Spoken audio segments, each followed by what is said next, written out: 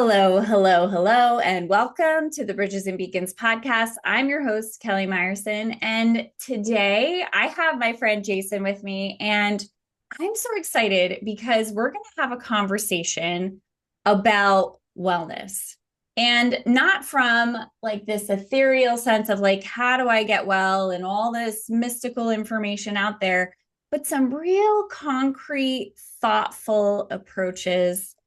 Jason Gootman is a Mayo Clinic certified wellness coach and national board certified health and wellness coach, as well as a certified nutritionist and certified exercise physiologist. Jason helps people go from knowing what to do and having good intentions to consistently taking great care of themselves in ways that help them add years to their lives and life to their years. Jason, welcome and thank you so much for being here. Thanks for having me, Kelly.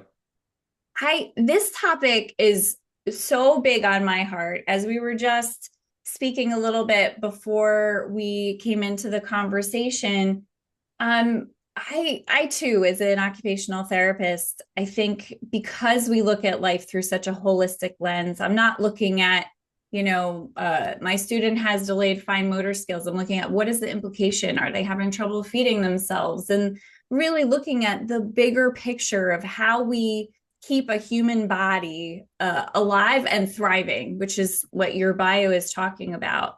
So I'm really excited to have this conversation. And especially because, you're not coming at this from like we were joking, like sitting at a barbecue with your great aunt who's telling you this is how you get your best nutrition, but really from a basis of a lot of evidence based information and practice.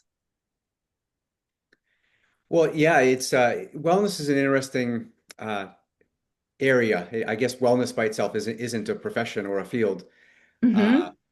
and it's like sometimes what you see in the financial worlds. There's a lot of there's generally speaking a lot of bad information out there, and because some of it's malevolent, trying to take advantage of people, some of it's just a sort of a sad aspect of human nature that we're human people in general are prone to quick fixes and things like that. So I think that's where a lot of that comes from.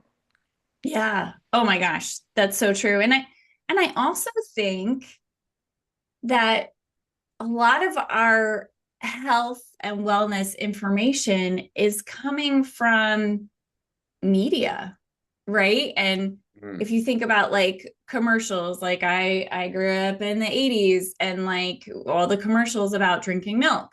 And sure, getting protein and from, animal-based products may be part of a healthy diet, but for some people drinking cow's milk may not be the best option for calcium and protein, for example. It's an interesting point that a lot of these ideas are spread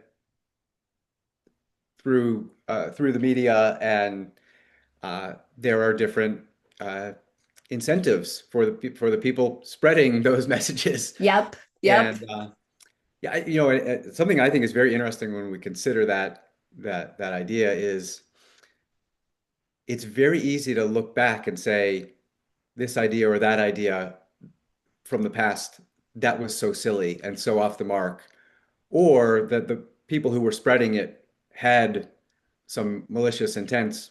Mm-hmm. Uh, but I think a more powerful question is to say, in what ways is that happening today? Because Mm-hmm. it's a mistake. Mm-hmm. Uh, it's all the good ideas have been figured out, and only the good ideas are being disseminated today. Oh my gosh. Yes.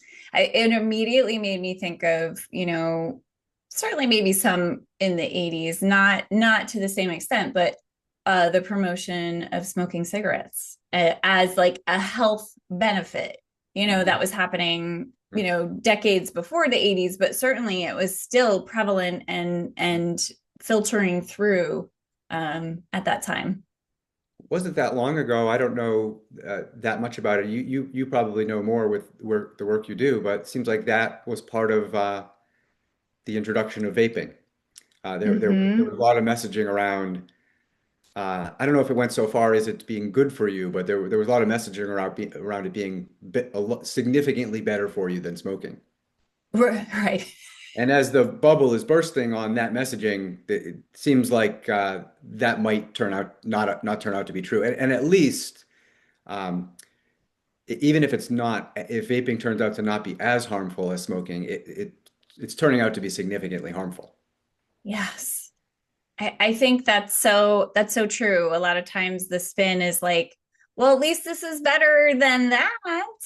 But it's like, but it's still not a healthy choice. So if you're someone who has never really had influences in your life, maybe you haven't had the upbringing where your parents were focused on nutrition and exercise, and many of us were not. Sure. It's sort of an assumed sense of well-being. And Mhm. I think about, even coming from the work that I do, working primarily in schools, right, whether it's private or public schools. And there used to be a lot of onus on school to teach you what you needed to know about physical education, Mm. about food, and all of these things. And the assumption that, all right, well, that's happening there, so at home it doesn't need to necessarily be a priority. Mm. Yeah, that's interesting, and yeah, that makes me that you make me think of something I haven't given too much thought to, but um, I think in many ways, many people are looking at others to help with this stuff. Whether it's Mm-hmm. looking to the schools or looking to the media or within the media um, to particular people, to what we could call a guru or someone might call an influencer. Mm-hmm. A lot of people sort of hook themselves up to that train and say, this is where I'm getting all of my information Mm. about this topic. And uh, I think sometimes that can be helpful, and sometimes that can be a little dangerous. Yes. And I think what we need more, what we, using the royal, we need more are so a few layers of positive influences, Mm-hmm. to pick up a little from our upbringing, and to pick up a little from our education, and to pick up a little from other communities we're members of, and have that balance out, and then and have our autonomy throughout this process, and to be able to digest uh, all of this helpful information and personalize it to oneself and say, how do I use this to live my life well? Yeah.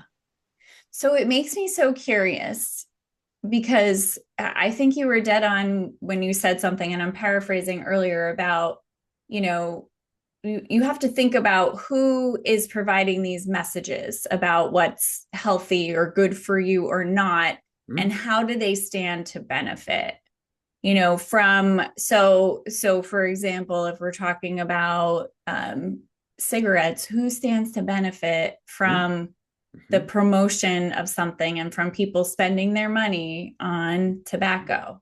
Hmm. And you can just kind of draw that line, but it takes a lot of discernment, right? And some people might just take that for granted.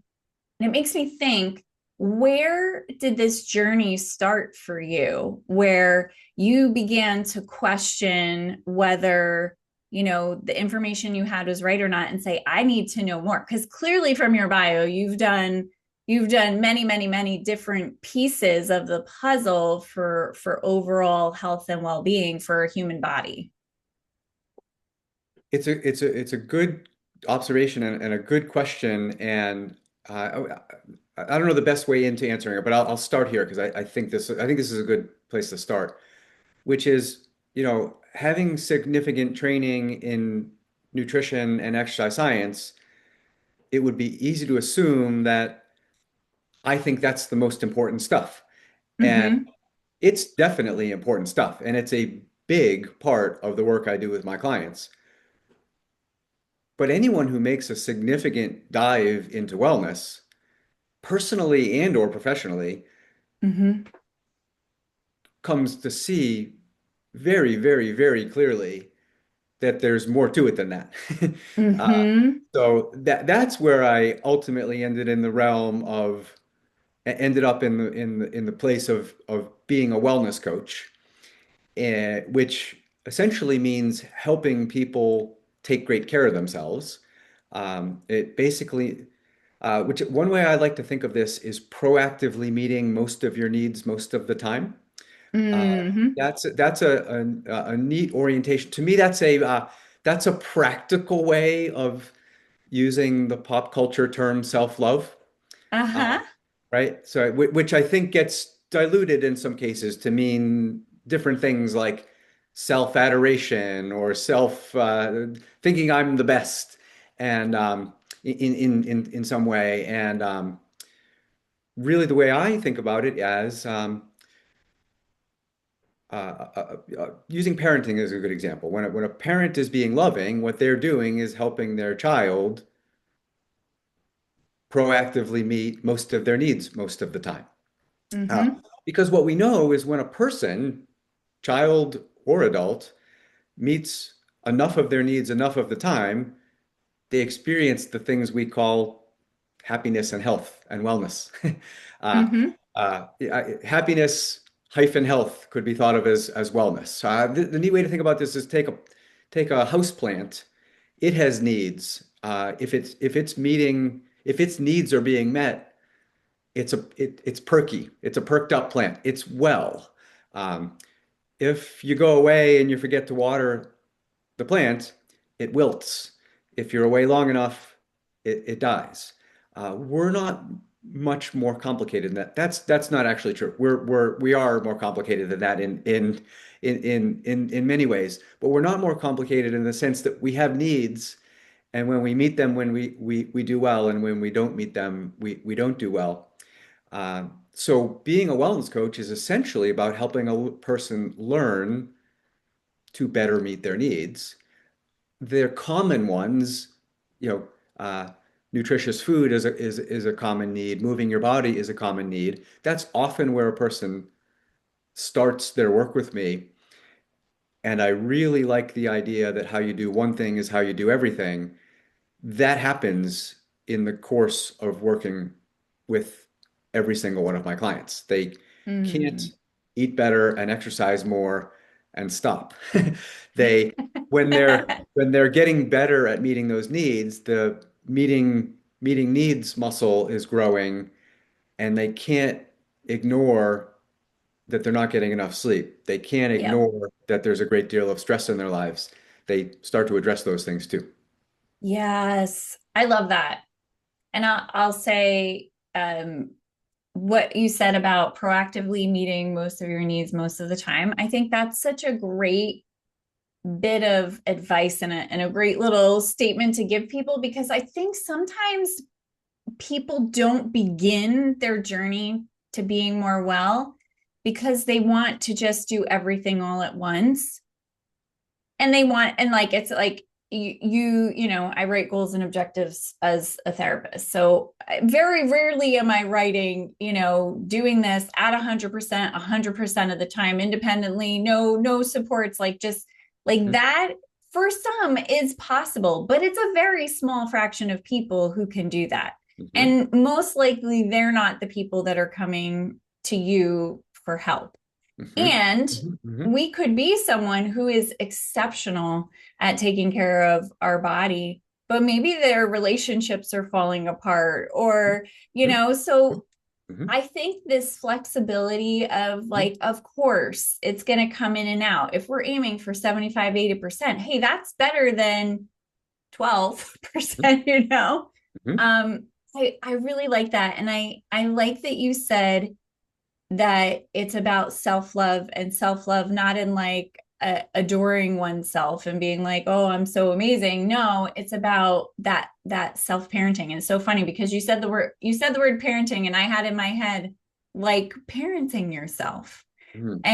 and it takes a certain amount of discipline and devotion to make those decisions for yourself, and I Mhm. think that's where it's so important to work with someone like yourself who is going to give you, the cheat codes. Like you don't have to go deep dive. Listen, listener, Jason has already deep dived for you. He's been studying this stuff. And I think what's so special about wellness and what I love about my profession as well is that from that holistic lens, you're not just like, okay, Jane, you need to get exercise. We're going to do 3 times a week, 30 minutes running. You're like, okay, Jane, like what kind of movement makes you feel good? What fits into your schedule? You're going to consider Mhm. the holistic perspective. Mhm. And that's why the wellness industry is so, so important.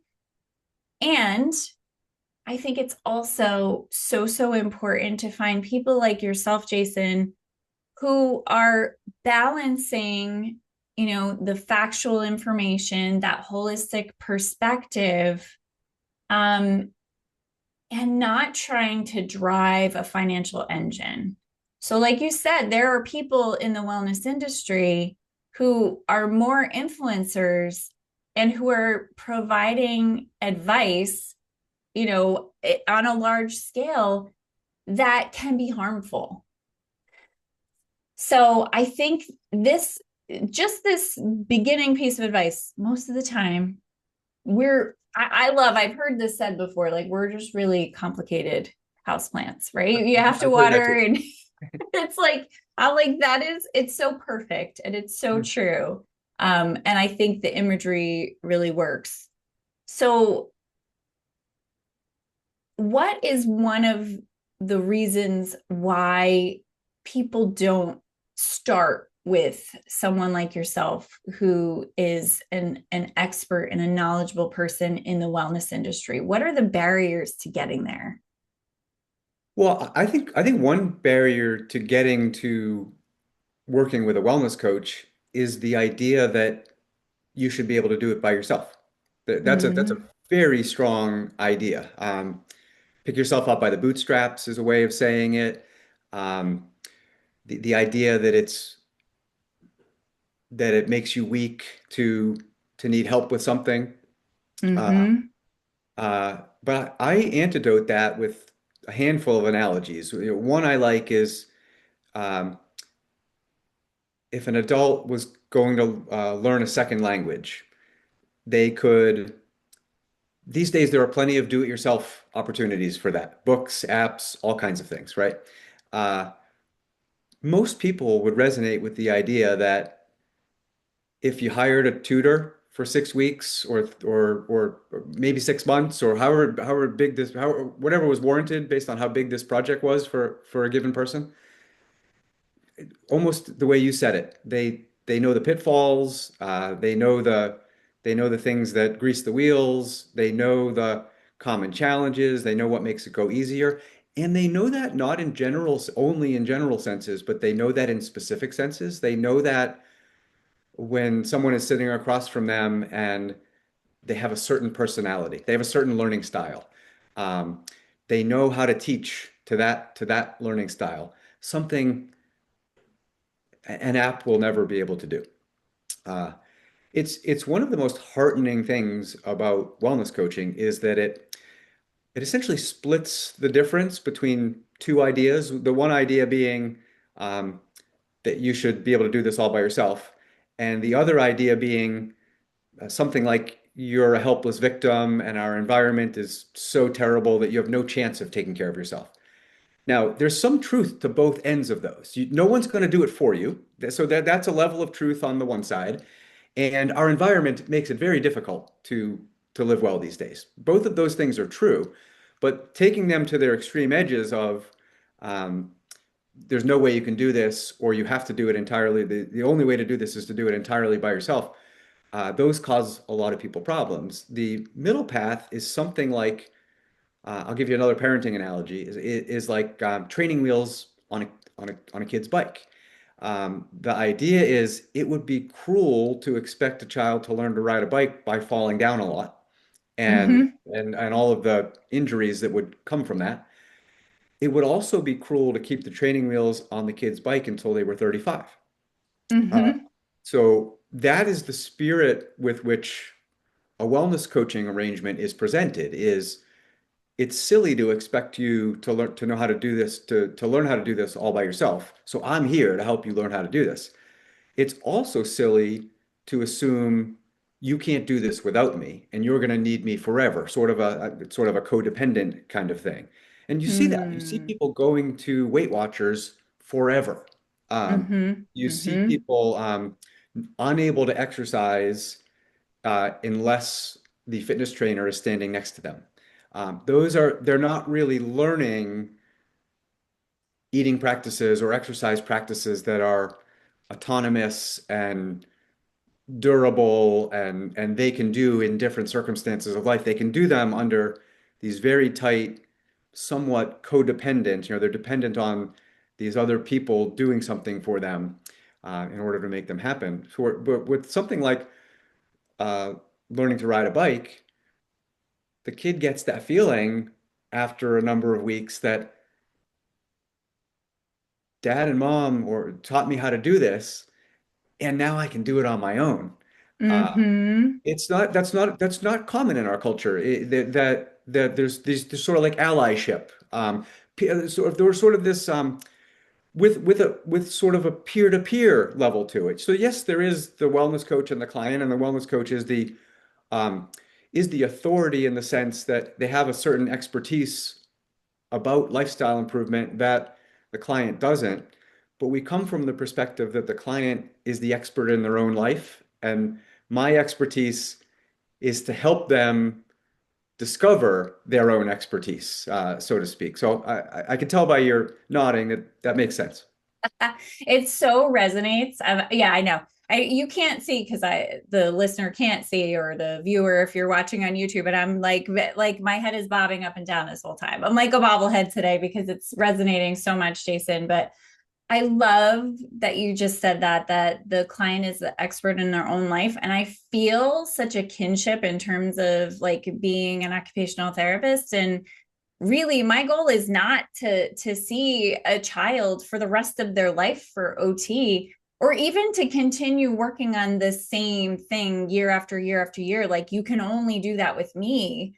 My goal is to work myself out of my job. That's literally what I'm trying to do every single day. And I think it doesn't happen in a vacuum. And I'll make this parallel to like my practice. So let's say a child is coming to a sensory clinic to do like a sensory based occupational therapy. And in the beginning of my career, I did that for a few years. And I think what I noticed even back then when I was newer to the profession is that it doesn't really matter what I can have a child do in a session with me for 30 minutes an hour. It matters what they can generalize and what their family has the capacity to uptake at home, so that where we want to see the influence is not when they're with me. We want to see the influence in their home, in the community, into school, with their relationships and friendships, how well they're able to function, and this sort of, ripple effect into other avenues of their life.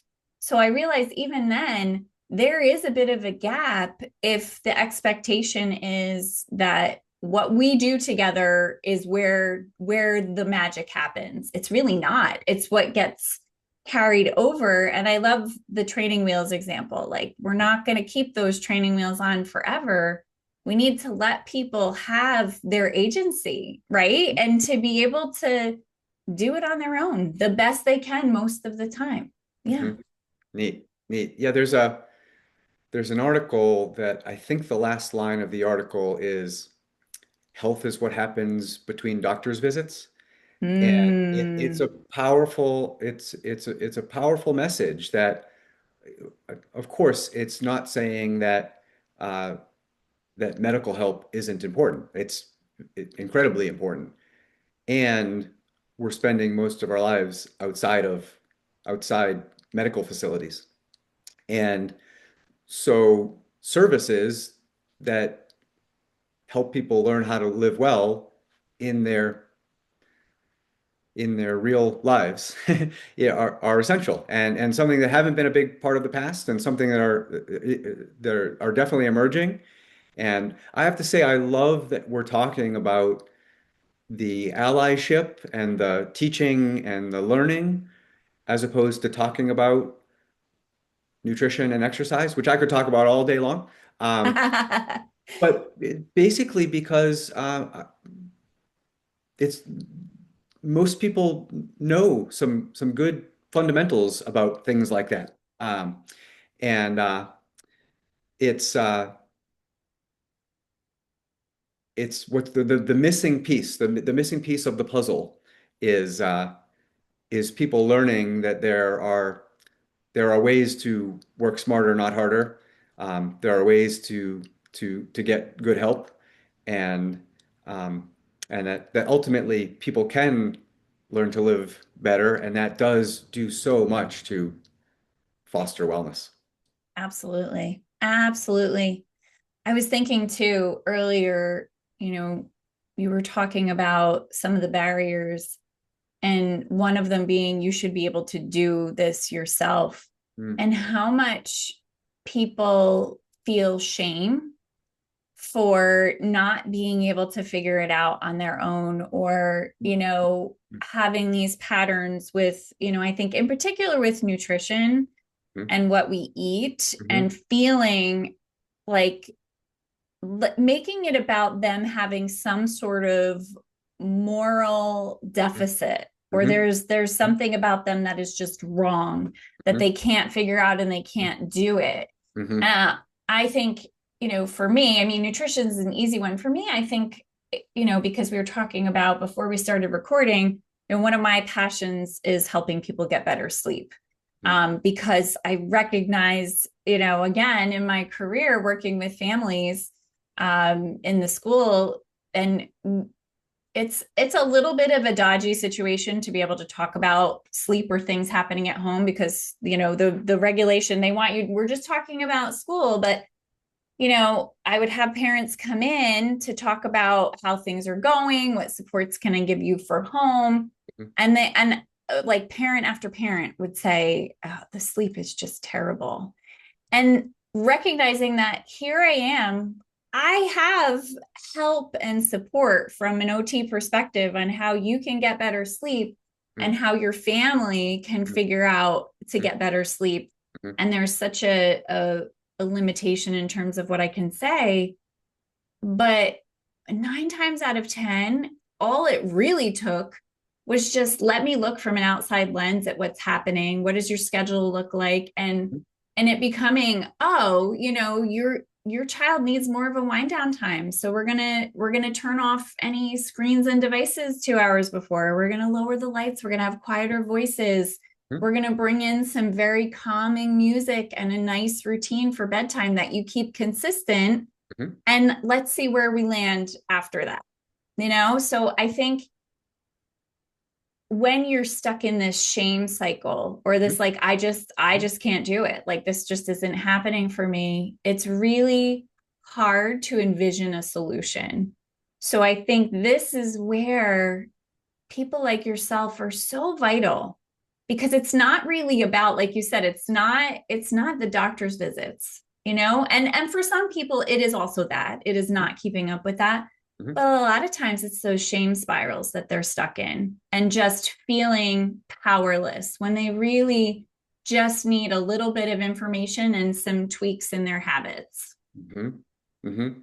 I mean, what I hear you saying is that new behaviors form in the soil of acceptance. And Mm, it's very common to think that to think the opposite, essentially, that the way to motivate yourself is to be hard on yourself. mm, And so this is something someone can do as a personal practice. Someone can practice being more accepting of themselves. And one way into that is to, people are generally more accepting of others than themselves. So one way is to practice treating themselves like they treat their friends. But having a professional offer you acceptance is invaluable because first of all, it's not making excuses for you. It's not letting you off the hook. As you mentioned in your example, it's reflecting back the actual situation And there are always elements to the actual situation.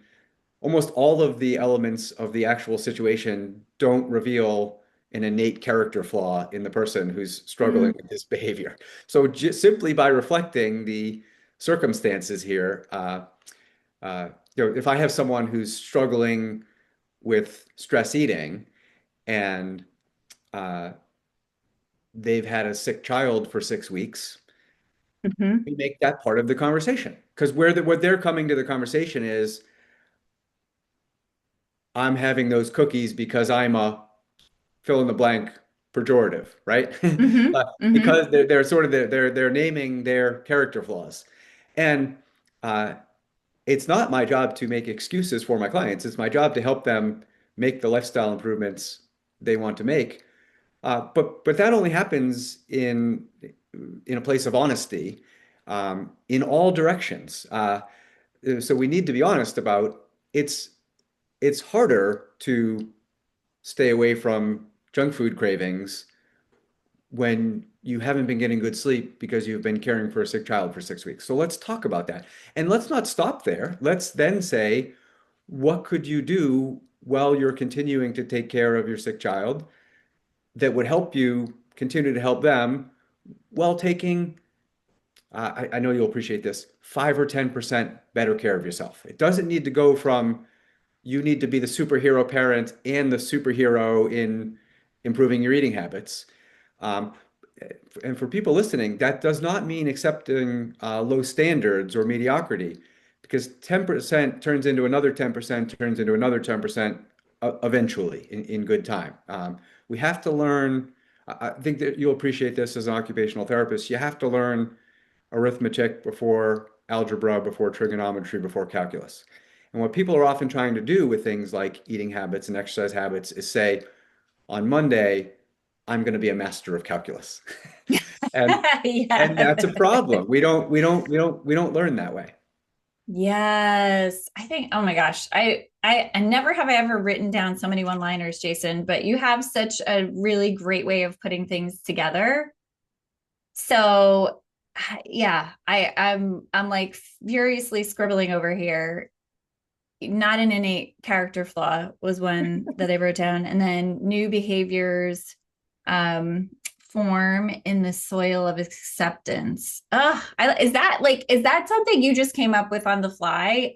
Or is that like something you've like perfected? I'm a word nerd. I'm a word nerd. I love when words come together beautifully. So I just have to pause as like a word geek. And like how did you come across that phrasing? I love it. Well, first I say I'm a fellow word geek because words matter, especially when we're creating new concepts. We need the words or the phrases that make help people understand them. Uh, Mm-hmm. Now that did just come to me now, the soil idea. But something I think about a lot and write about a lot, I call the acceptance paradox. And that is that when you accept yourself, you're in a better place to better yourself. Mm-hmm.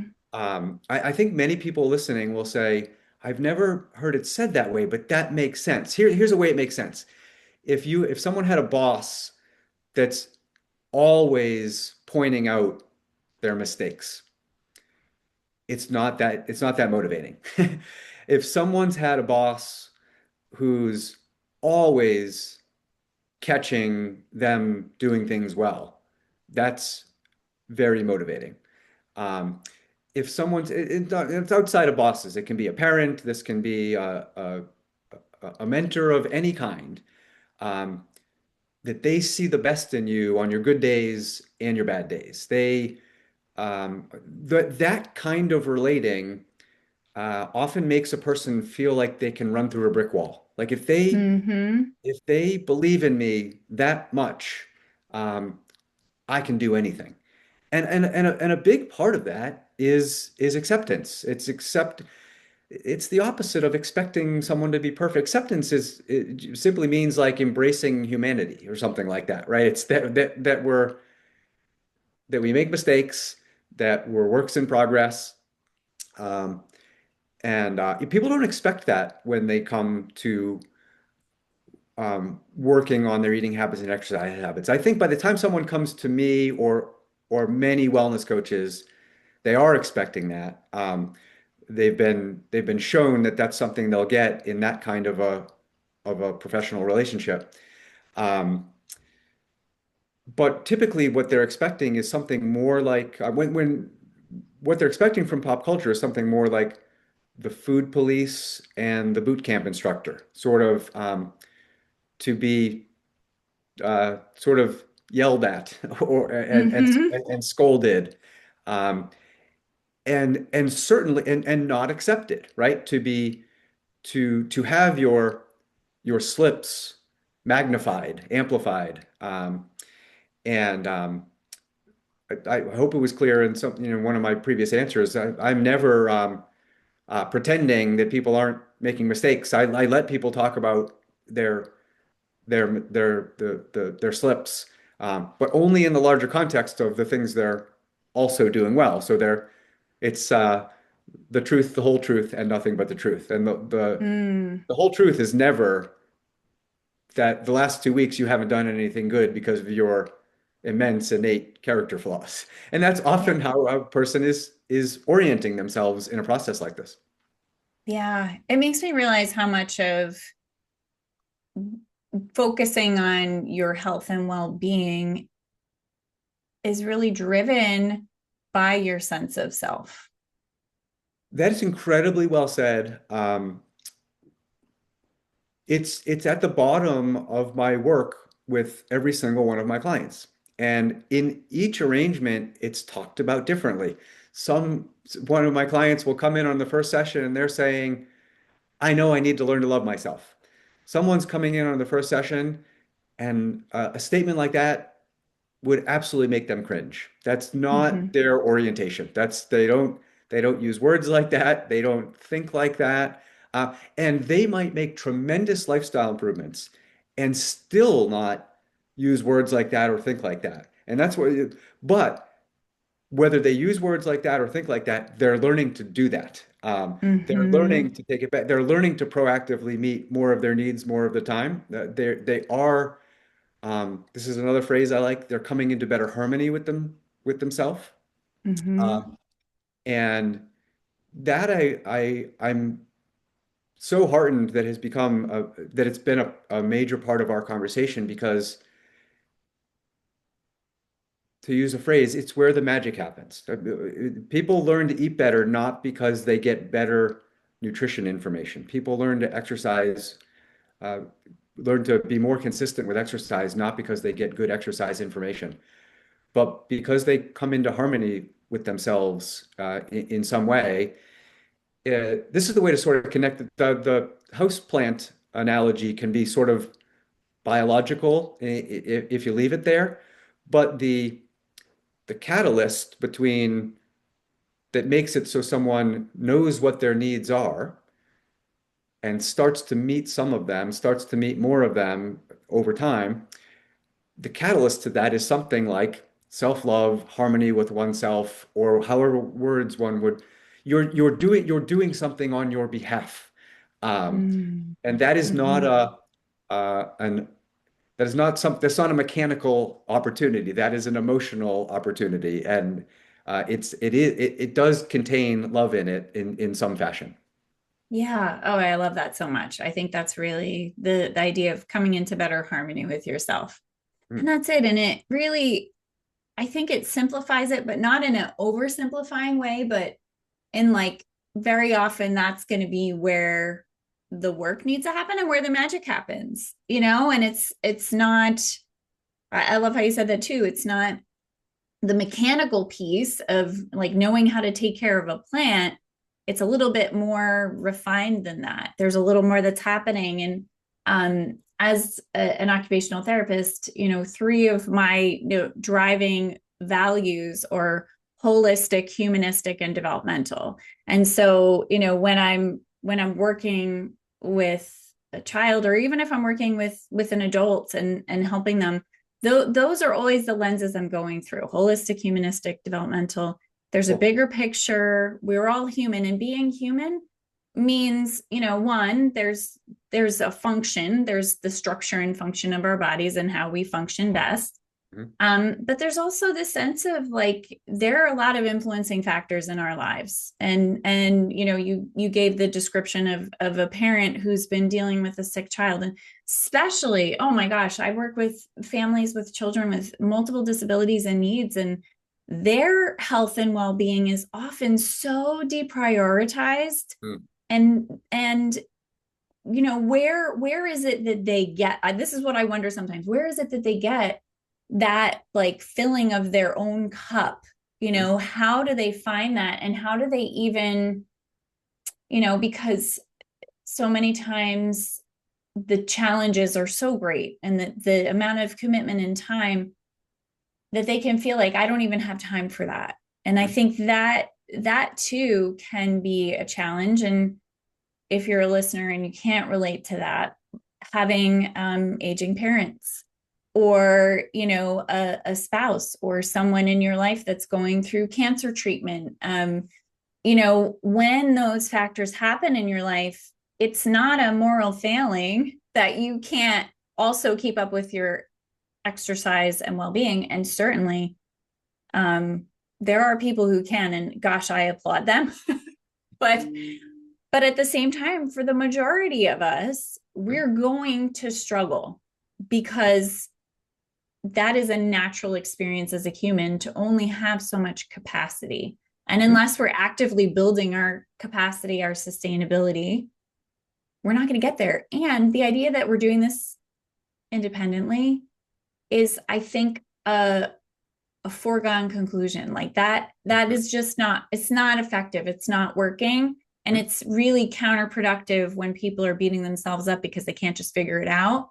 Mhm. And I think that really gives us a great opportunity for you to share a little bit about what you do, and how people can connect with you, Jason, because I think you have such a beautiful way of explaining, um, through these beautiful analogies, how this works and why there might be some barriers. And I think if we somehow like melt down those barriers a little bit and give people the opportunity to breathe and just say, all right, let's just accept that this is where I am right now.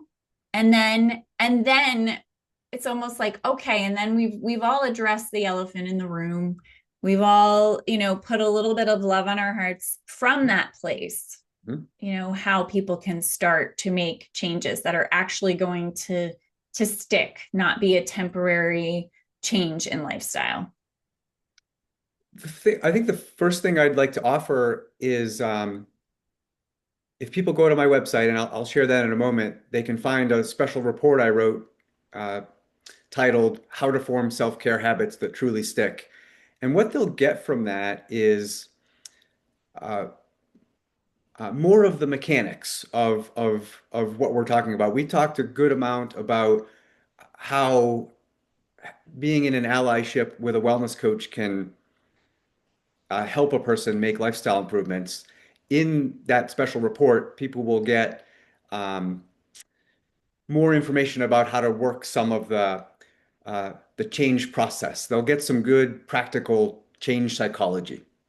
Uh, if people are interested, I also make a presentation with the same title 4 times a year, and they'll find that information on my website.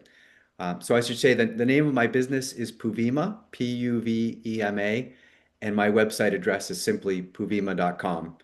And that's a great place to find me, and people can find me on uh, on all of the major social media channels with my full name, Jason Gootman, spelled Gootman. Awesome. What do you have coming up, Jason? What is 2026 feeling like for you? I know there's a lot happening in the world. Depending on where you're located. I'm in New Jersey Uh-huh. in the United States. So the experience we're having in the United States is definitely eye-opening, interesting, picking some good descriptors. So for people who are probably feeling a sense of confusion, disillusionment.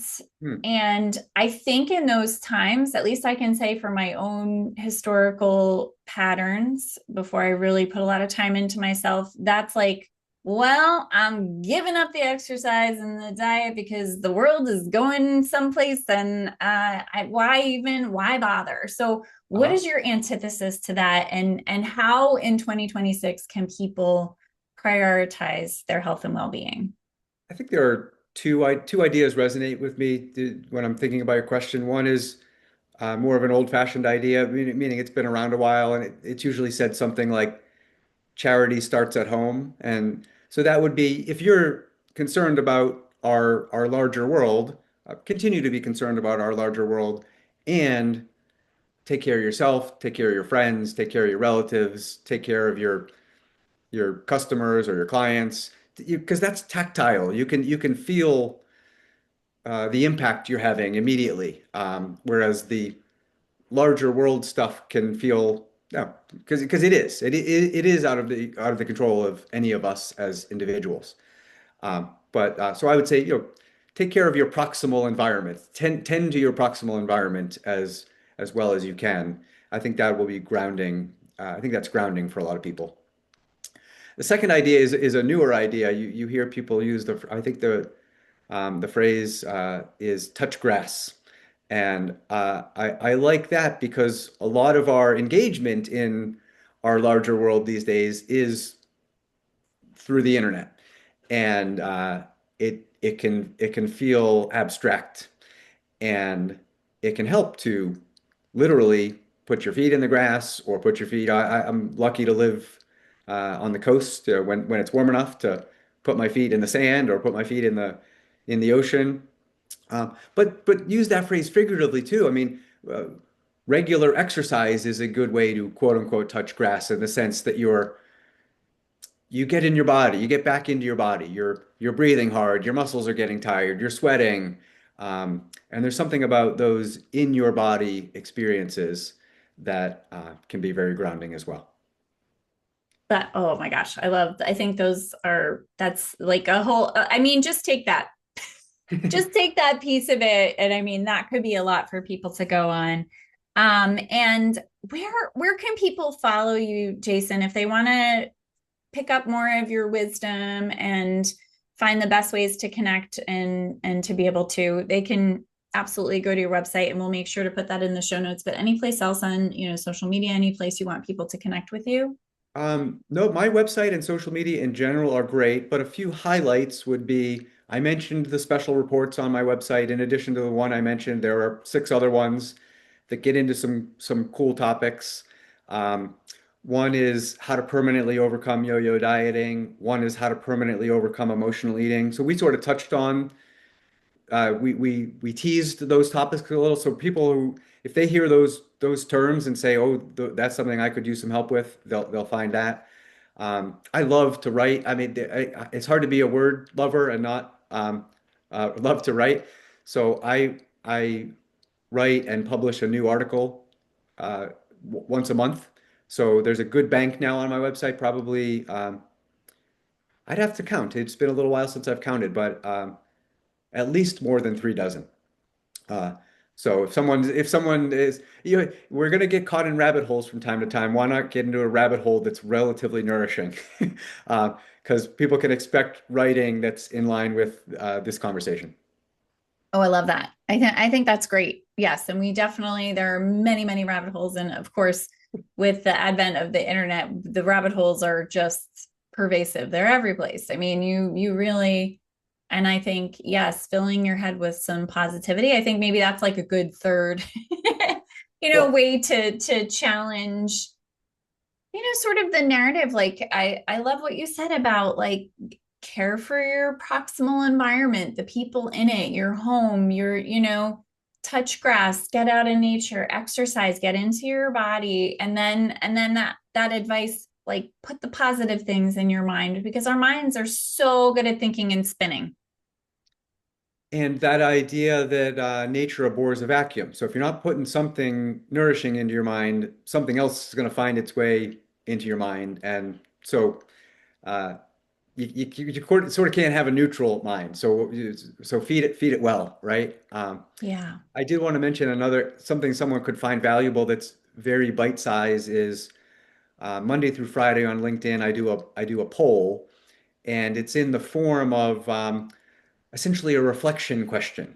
So it's really not a poll to get opinions. It's a poll to get a person to reflect on their self-care. So it's a neat, if someone is following me, the way the algorithm seems to work, if you're engaging in my polls, you'll probably see it on a regular basis. And it's a neat way to have 5 minutes of reflection on eating habits, exercise habits, sleep habits, other self-care habits, things like that. Awesome. Well, thank you so much, Jason. I'm like very excited. I really have loved this conversation. And I think for the listener, if you were paying attention and taking notes or not, or you could always go back and take notes, I think you've really picked up on the flavor of how someone like Jason, who's a coach and who focuses on health and wellness, is really coming from a very holistic perspective. And once you have built that deep acceptance that here is where I am right now, you can start to come to a deeper understanding of what might be helpful for me. So maybe that's a good first step for people to think, okay, hearing all of this, what might be helpful for me? And I really love that you've given people a lot of entry points into how that can happen to read something, to engage on LinkedIn, to come to some of your talks that you give where you're speaking to this. And I really love the the kindness that is sort of underpinning everything you're talking about. And that maybe for too long we've sort of seen health and well-being as like it's got to be boot camp. You've got to be sort of like an authority figure come and tell you how wrong you are, beat you down so that you finally do the right thing. I know for me, I have a little bit of a problem with authority, so that does not work for me. It's a complete turnoff. I think the approach of let's look at these little pivots and these little changes that we can make that are going to be things you can actually uptake and feel success in and build on it from that foundational level. And I think you alluded to that a little bit just a few minutes ago, but I really thank you for this conversation. And I really encourage the listener or the viewer, if this has really resonated with you and this is the time that you're feeling, you know what, it's time for me to really get some of these areas under control for myself because I care about myself.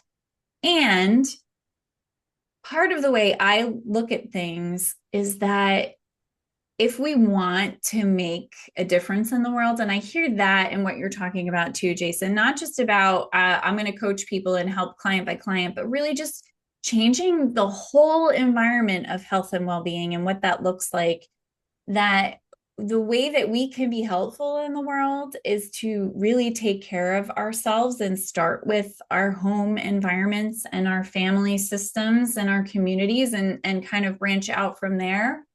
Because when we have that foundation and we have a sustainable lifestyle where we're doing things well most of the time, um, we're better able to serve humanity ultimately and to lay better foundations. And I think it's sort of the funniest or most ironic that a lot of times people in service professions are not great at taking care of themselves. So this isn't for people who just don't know and don't have the information. It's also for people who have really spent a lot of time in their minds and doing what they think is the right thing in their work and not giving enough time and energy to themselves. Mm-hmm.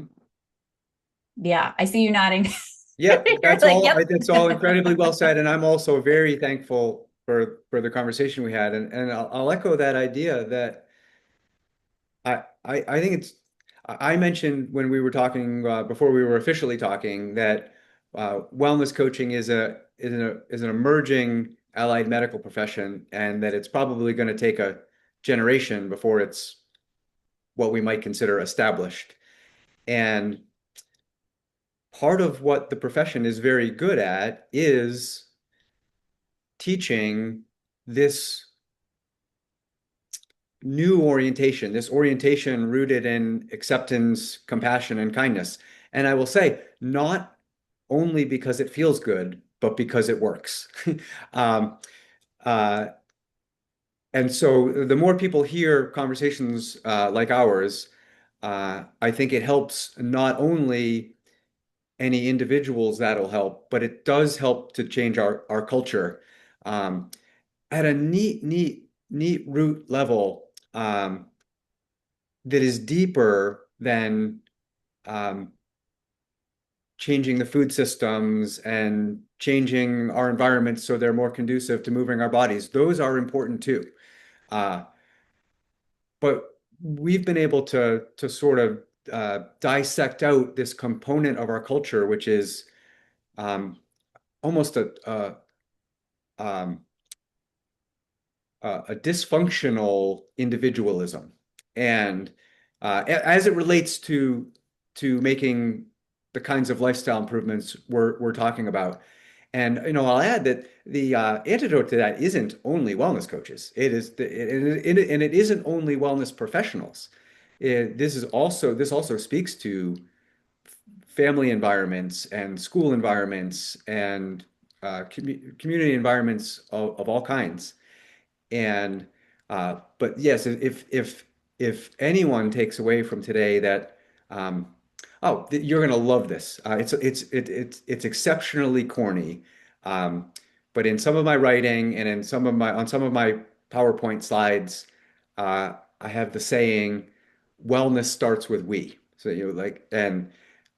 that is a point you were speaking to in your closing comments there, Kelly. And it's a neat, someone, I almost wanted to bring that up way back when I said self-care, self-love even is about proactively meeting most of your needs most of the time. That can sound like an individual assignment, um, uh, but we're social animals. So uh, yes, each person needs to proactively meet enough of their needs, enough of their time, enough of the time to be well. But it's not a solo activity. That is something that's done through through your relationships. Mm. Oh, I think that's such a great exclamation point on the conversation. Okay, I I love didn't that. mean to. I really was careful. No, I didn't want to add too much more as we're wrapping up, but that was uh, felt important to share.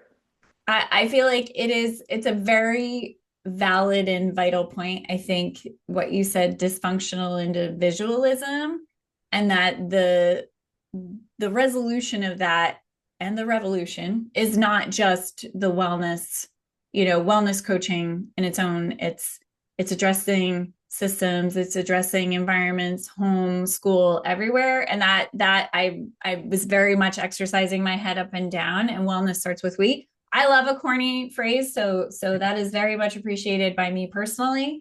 But I think that's such a great punctuation on our conversation, Jason, because this is where it starts. And for people who want a better world and a better place, this is a great place to start. And it is achievable, and it is in relationships and connection with other people and community of support, because we don't have to be drawing just from our own cup in order to serve some of those systems or ourselves. Mhm. That there can be a community cup and relationship cups, and I'm not even going into the spiritual side of things, which is also a passion of mine, but that this is really how we start to change systems, is by changing ourselves and taking the layers out. And it's not a dysfunctional individualism to focus on oneself, and it doesn't happen in isolation from other people. It's with, Mhm. together. Mhm. So I applaud that, and I appreciate it. And I do think it's such a fantastic way to close out our conversation. I'm going to give you the final statement, Jason, because I know you've got something really good to share with us that's going to stick. Oh, that's a good challenge. I first just want to thank you for the conversation, not only for the fact that it'll be heard by others, but it edified me in and of itself, and that speaks to our social nature. It's the best way to it's not it's one of the best ways to amplify good ideas and make them even stronger.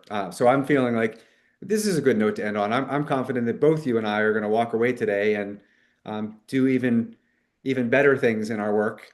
And yeah, I think the thing for your listeners that I'd put out there is in whatever way serves you.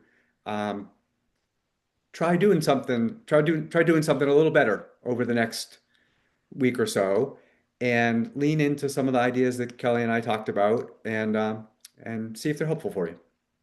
Absolutely. I think that's fantastic. Thank you again for being here. Thank you, listener, for staying with us to the end of this fantastic conversation. And I feel like I would love to invite you to come back, Jason, and maybe we can tackle one area of your practice and what you do so that we could, give a little bit more of a bite size piece of what you're doing. And I think, yes, absolutely. There's so much in here. So find what resonates, give it a go, give it a little practice. And I invite you all to check out what Jason has going on, read some of his articles, and tune in again. And if you really resonated with this conversation, I invite you, please follow the podcast, share this episode with other people, and when you have extra time, hop down and give us 5 stars and some comments, because it gets this information in front of more people. And if that is the smallest bit that you can contribute to raising humanity, go for it. And I would appreciate it. And I know Jason would as well. So thank you so much. And we'll see you next time on the podcast. Bye for now.